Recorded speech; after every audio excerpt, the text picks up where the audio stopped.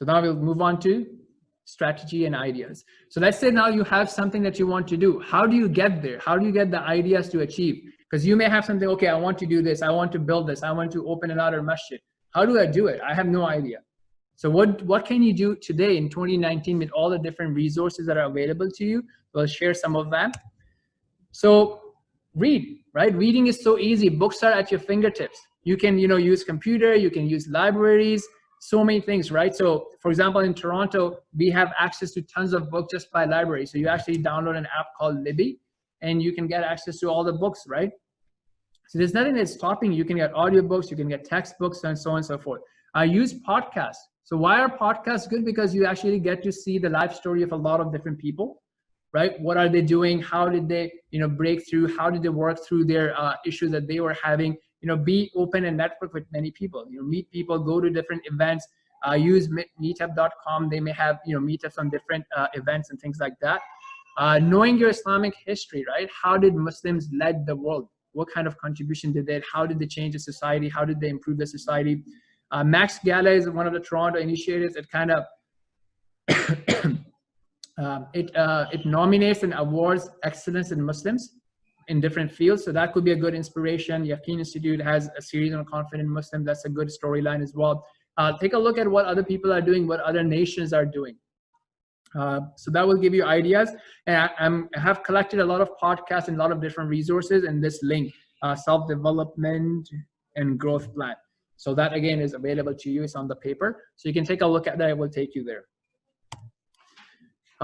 More, you can go like, you don't have to go through traditional education. If you don't have traditional education, you need to have more skill development, go and audit courses. So I think one of the things that many people don't know, you can go to university and you can sit in a course and audit it without even paying for it.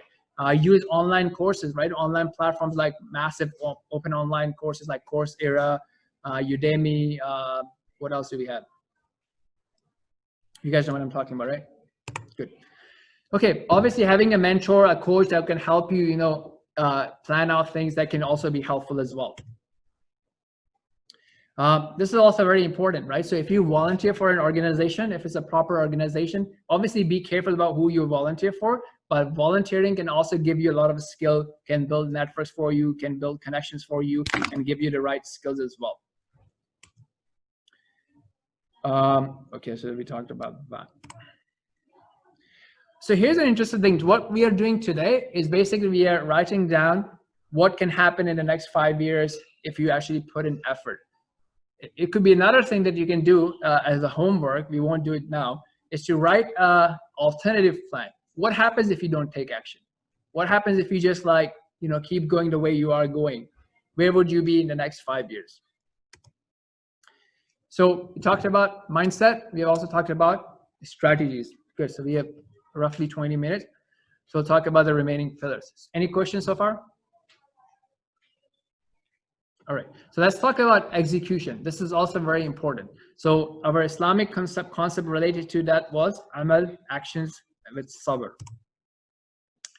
So the first thing is for us to get out of our comfort zone. So when you are on the airport and you have this conveyor belt, right? Many people just relax on there, and most people actually walk past it. So that's something to think about. Don't be passive.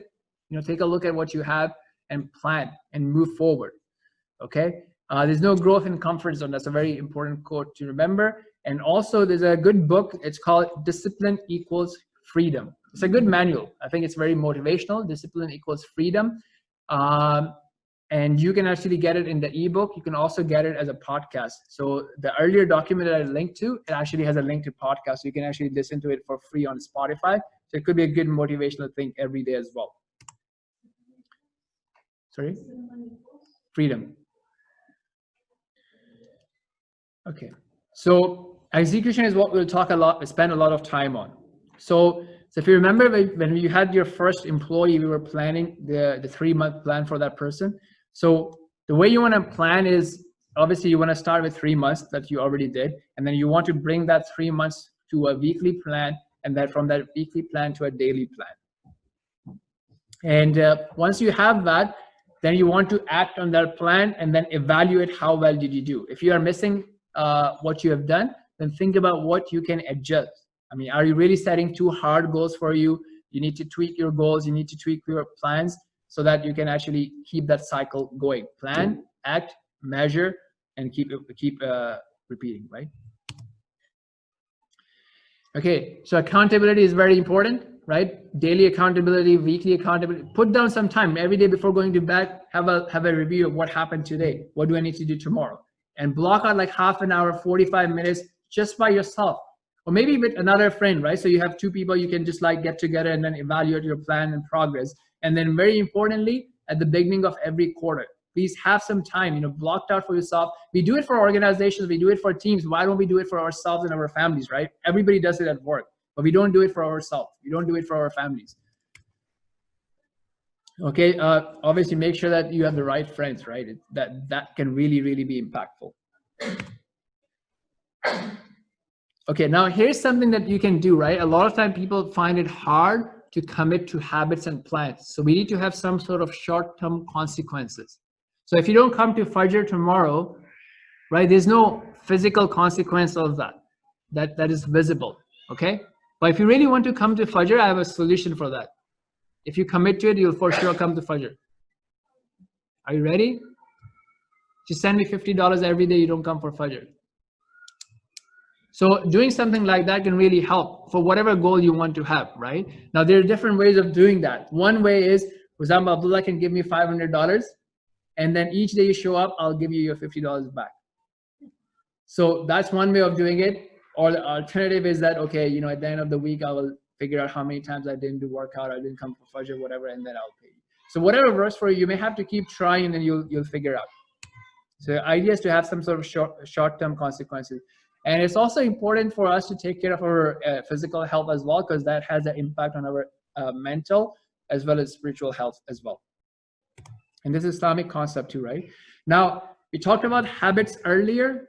That's a very important thing. So yes, you will have some goals that you are taking care of, but also having small habits. That could be your 15 minutes with Quran, or coming to Islamic classes, or certain number of salah in the masjid.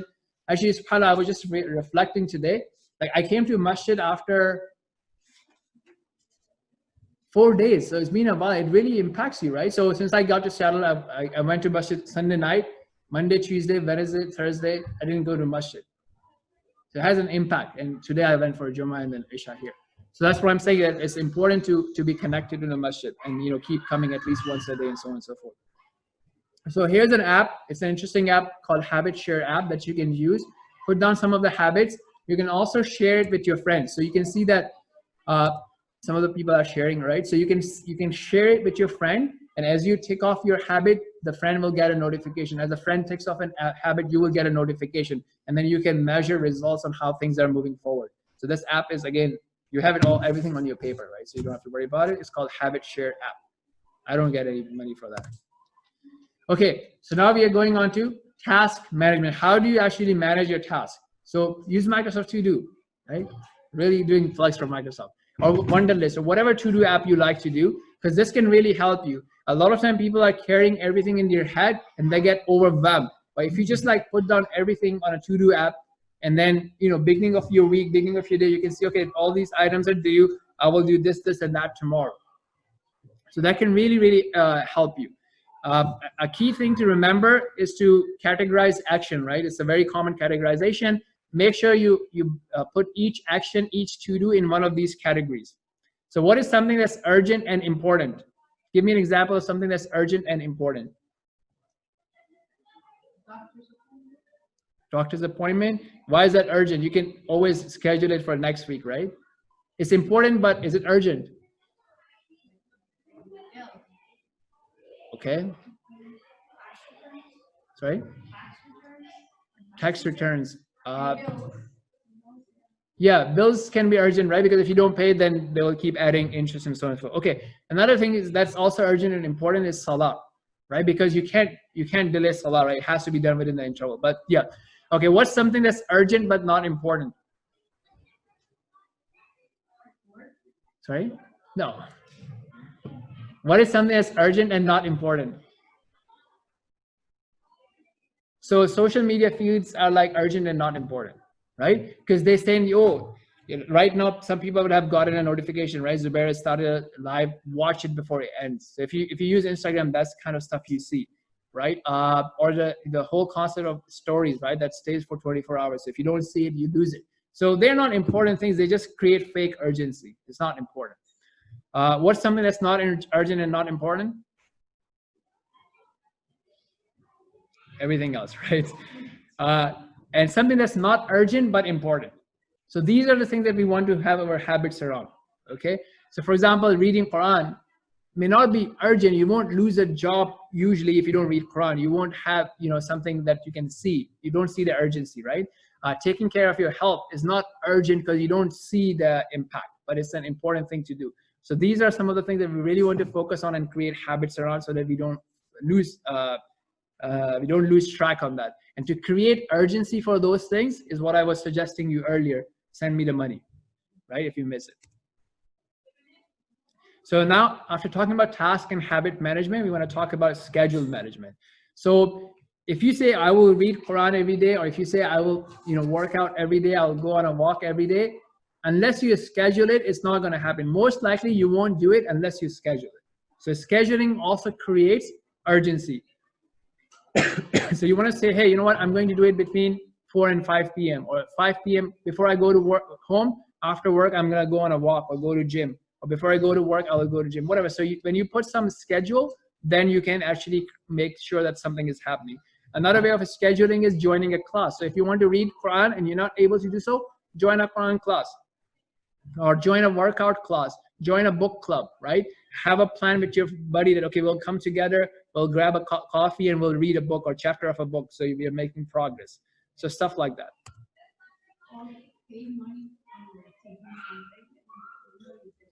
Exactly. So that will also create urgency and importance. Now, to manage focus, who has heard of the Pomodoro technique? Okay, good. So the idea is basically you can get actually an app as well. So you focus on 25 minutes, you do whatever you're doing, or so you're reading Quran or you're writing a blog or you're studying something, and you don't use any social media, you don't talk to anybody, you focus on that thing. After 25 minutes, the timer will go off, you take a 5-minute break. So you can walk or check out social media or play a game, whatever you want to do. Then boom, 25 minutes, you keep focusing on whatever you're focusing on, 5 minutes break, 25, 5, 25, 5. You can do that at work too, right? And then after 4 cycles of that, you can take a 15-minute break, for example, and so on and so forth, and then you keep moving forward.